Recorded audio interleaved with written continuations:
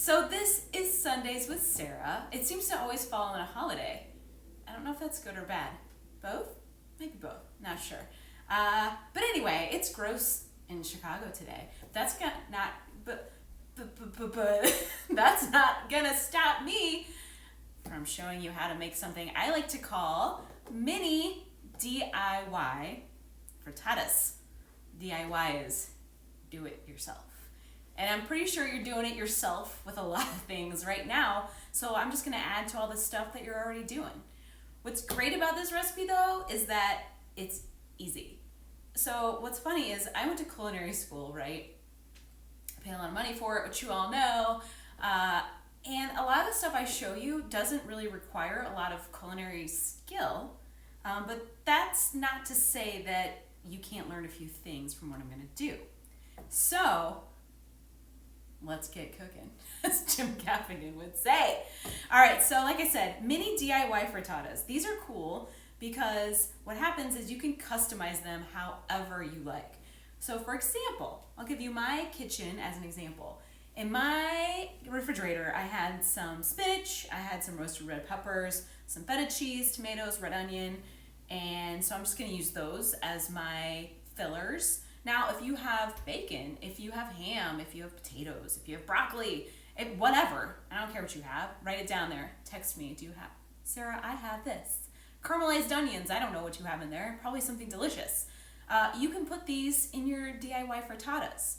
What is also fun about these is that everybody can make their own.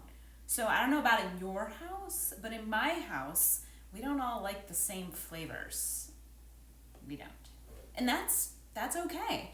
That's what makes us great. So what you can do, parent or person who takes care of children, is you can set out the stuff and you can have everybody kind of build their own little frittata thing, like a baked potato bar. But you have to do the dance. It doesn't count. Okay. I always find myself dancing and it's always wrong. So that's what I've got going on. Here's the thing too. If someone else is making this for you, hint, hint, dads, kids, also super easy. And I'm going to give you little tips and tricks along the way. So you might be like, Sarah, I don't even know how to make these. I make these all the time. That's fine. You're awesome. Good for you. Maybe if you've got a tip, let us know, because we're all learning from each other these days. But you might learn something new along the way. So you never know. Stay tuned in. We'll all learn together, or we'll all fail together, and it'll be just as fun. Okay. Here we go. Everybody. All 5 of you.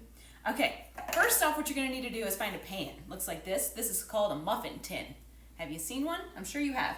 This one is definitely not a non-stick pan.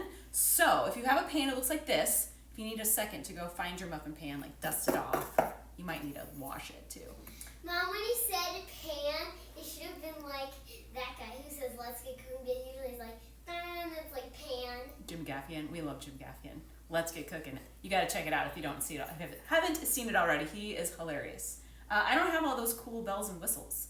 My cameraman is just a cameraman. He doesn't splice in cool things. But maybe he will. All right, here we go. I'm not dissing the cameraman. He's awesome. He's my husband. Okay, back to this pan. If you have one like this, you're going to need to spray it or coat it in something. Because if you don't, what's going to happen is you're going to make these and you're going to be super excited to eat them, and then they're going to be stuck to your pan. And you're going to have to pass the pan around to your table, and everybody's just going to have to eat their own out of the pan. That's weird.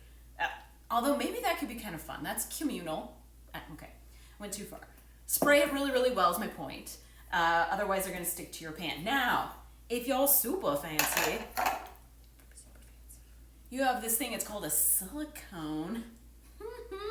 Fancy muffin tin. And this is also super handy because you don't have to spray this guy. And these are great because your eggs will just pop right out of them. So you don't even have to mess around with even thinking about using any spray. Where did I get it? That's what you wanted to know, isn't it? You want to know, where did you get that magical thing? It's not. Someone's pointing a finger at me. Is there a question? There's a question in the room. Yes. Rather than spray, what about using muffin liners? No, I know. It's so frustrating. That won't work. You got to either use spray or old school, what's that stuff? Crisco to put on that pan. They'll just stick to the liners. honestly, what I would do, I'd spend like the $12 to get a silicone pan, especially if you anticipate making these often. And these are great for muffins too, and they clean up super easy. So, Target is where I got this pan. I know, it's exciting. Okay, I haven't even done anything. I've just talked. That's boring. Way to tune in for the most boring cooking show ever. All right, you might notice this. It is a giant measuring cup, and I love it. And it's so great for this because what's going to happen is I'm just going to crack all my eggs into here, and then I'm going to be able to pour. Yeah, instead of having to use like a little scooper, I've seen people use like a dipper. I mean, if you're cracking all these eggs and you're filling up a pan, who's got time for like all that business? So fun story, when I was in grade school, this is kind of related, but I thought it might be story time. Everyone gather around. I'm telling a great story. Once upon a time, I was a little girl. I know, it's hard to believe. Oh, you like that, huh? You like me? Okay. Once upon a time, I was a little girl. I think I was in 7th grade. Doesn't matter. Not relevant. Although I was little. And we had to do something called speech class. Anybody else have to take a speech class? Where you have to stand in front of your class and memorize something and do something. Well, part of my speech class was that I had to remember something, a poem probably, or some part of a story, while also cracking eggs. Good life skill. Because look at me now. I don't even know that teacher's name, but look at me now, teacher. It's great skill. Isn't that a good story? Now gather around later. I'll tell another really amazing story. So that was 6 eggs, everybody. I'm making half the recipe I shared with you because I only have 6 eggs. That's the other great thing about this recipe is that you can kind of alter it a little bit so that it can fit what you've got handy. Because I'm not going to go put a mask on and go get eggs right now. So 6 eggs, which will make 6 muffin cups. 6 eggs in my pan. I put this out. Isn't that pretty? Well, that's in the way, so we're just going to get rid of it. There's my fancy whisk again, in case you missed that whole thing where I was showing off what my new purchase is. This is cream. I know. Some of you are probably going to be like, that's rude, Sarah, but it makes really delicious creamy eggs, and it's only a 1/4 cup for the whole recipe, and I'm just going to use a 1/4 cup for half the recipe. It's Mother's Day. Could you use other milk? Absolutely. But cream is just delicious. So then you whisk it. The big measuring cup also helps because then you can whisk stuff right in here. You can also use it for cake batter. I know you're making cakes, muffins, I don't know. So there's my egg mixture. I'm going to season it with half a teaspoon of salt and, whatever you feel like with pepper. Done. Hey, one step I forgot to tell you before you start doing all this and getting fancy with yourself is you need to turn your oven on. Yep, do that. 350, that's what you need. Put that middle rack right in the middle. Middle rack in the middle. I mean, that's easy to remember. Here's your prepared pan. If it's silicone, it's already prepared. You're like, what's that haircut we have? It short in the front, long in the back? Yeah, party in the front, long in the back. Mullet. A mullet. It's always ready for whatever, business or casual. Too far again? Perhaps. Okay, baby lettuce, spinach. That's spinach. It's been a long time since I've talked. Okay, now typically you want to fill your muffin tin about with 1 to 2 tablespoons of stuff. So we're gonna go roughly with that. Like I said, I'm gonna use spinach here, and I'm probably gonna do half with spinach, and then my little person of the family, the little lady who made me a mom, doesn't much care for some of this business. So we're gonna just do half with stuff and half plain. Roasted red pepper, look at that. And all I did was chop this stuff up. And if you're lucky, it'll stick to your thumb. And then you can just kind of carry it with you as you go along. And everybody can be like, God, I wish she'd wipe that green thing off her thumb. I'm not going to. I'm just gonna keep it there so you can stare at it and cause you some trouble. You're gonna dream about it. Look at these cute little spoons. Thank you, Liz Shaw, for these cute little spoons. They came all the way from Europe, where they do things little ways over there, little bitty things. Aren't they cute? I love this little spoon. Perfect for this little task. Do you have to put it all out in cute little bowls? No, don't do that. Don't waste your time. Unless it makes you feel good about life, then you can do it. Tomato. Oh, this might be too full. I'm going crazy. I don't know, it looks pretty. It's making me hungry. Okay, There we go. So again, remember I'm only doing half the recipe here. You will be able to do the full if you have a full dozen eggs. That's feta cheese. Heck yeah, everything's better with feta. Yeah. Yep, that's good stuff. That's not going to get edited out of this conversation. Does anybody have any questions? That's what it looks like, in case you were confused.